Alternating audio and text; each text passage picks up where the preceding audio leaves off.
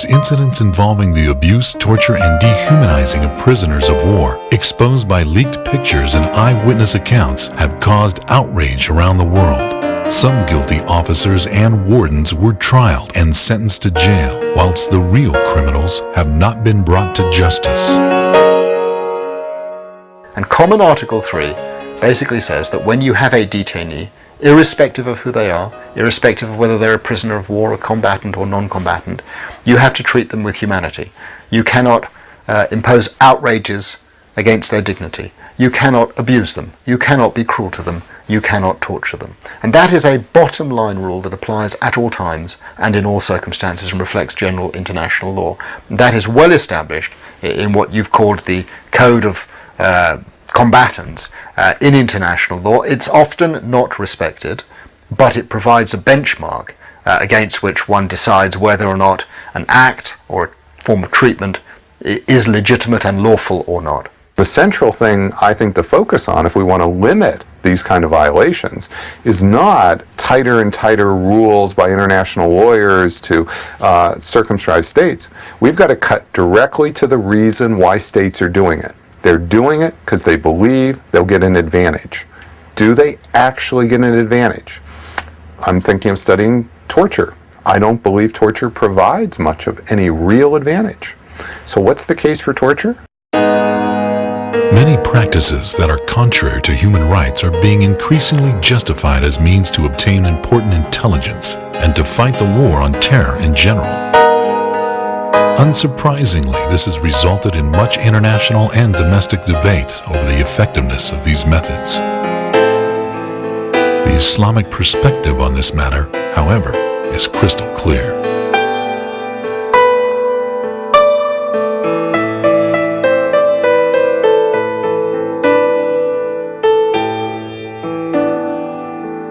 Muslims are not allowed to torture or dehumanize prisoners of war, irrespective of how they are designated. It is rule number 2 in the Islamic Code of Combat. Prisoners of war are not to be killed or tortured. This rule is solidly established and it was clearly observed during numerous incidents during the Prophet's time. After the Muslims were forced to immigrate from Mecca to Medina, an armed conflict began between the Muslims and the tribe of Quraysh, which lasted more than 8 years.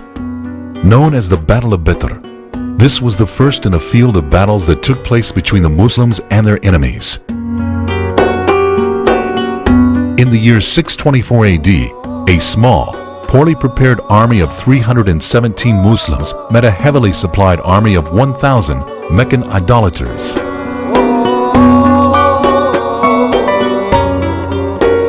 The night before the battle took place, an intelligent unit of 3 companions of the Prophet arrested 2 men who were bringing water from the army of Quraysh.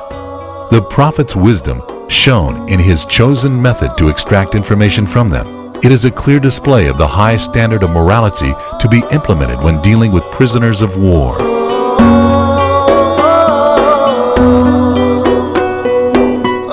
During one of the battles, the Prophet Muhammad, peace be upon him, criticized his companions for beating 2 prisoners of war in an attempt to obtain some information. This was an immoral act, and in torturing the prisoners, the information was also unreliable.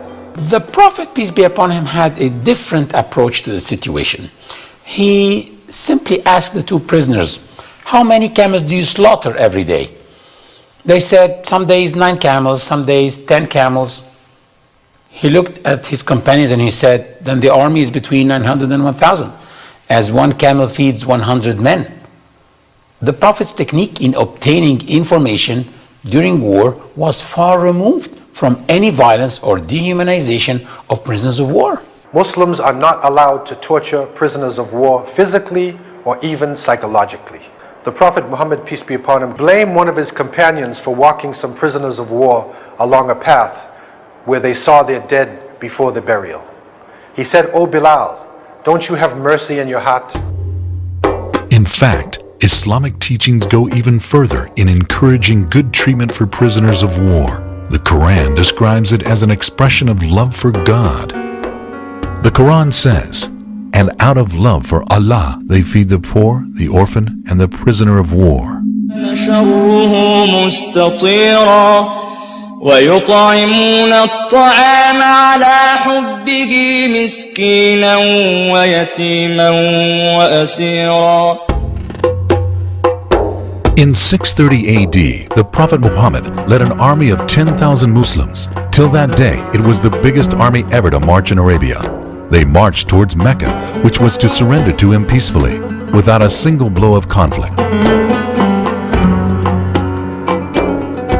For more than 20 years, the people of Mecca caused nothing but hardship for the Prophet. They persecuted him and his followers while they were in Mecca. And they waged wars against them after their migration to Medina. People usually accept, peace treaties when they're unable to sway a battle in their favor. The Prophet, peace be upon him, when he comes into Mecca, he comes in now as the dominator, as the guy in charge, if he wants to be. But how does he come in? With humility, with tranquility, with forgiveness, with an open heart. It's almost unbelievable to see someone that could act in this fashion towards people who killed his uncles, who persecuted him, who embargoed him, who treated him with such evil actions, that he comes back and says what? To these prisoners of war, he says, whoever wants to be safe, let them go to the house of Abu Sufyan. Abu Sufyan was the greatest enemy of the Prophet.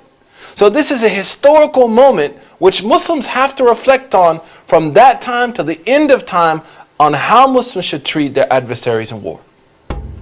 The Meccans gathered, and the Prophet mercifully asked them, "What do you think I will do with you?" With fear in their hearts and tears in their eyes, they said, "You are a noble brother and a noble nephew."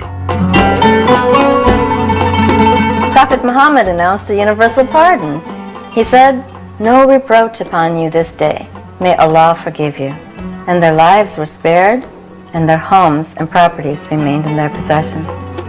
500 years later, Salah al-Din, a Muslim leader, would follow in the footsteps of Prophet Muhammad in dealing with prisoners of war after defeating his enemies in one of the bloodiest battles of all time.